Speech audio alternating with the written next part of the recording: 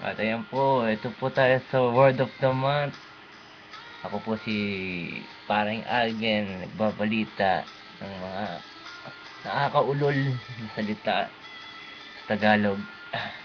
At ang word natin ay katuspukan. Yan po ang ating Word of the Month na nanggaling sa aking isang Facebook friend na hindi ko nababanggitin kung sino. Ayan. Hindi ko alam kung ano yung katuspukan na yan eh.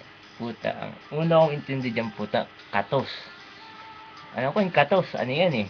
Yung pig binatukan ka, yun yun eh. Pero nung unang pumasok sa isip ko nung narinig ko yung salitang yan, puta, putok sa labas. Mga lalaki alam niyo yan, putok sa labas. English withdrawal.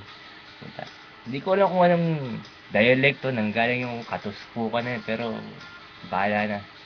At dyan po nagtatapos ang ating word of the month.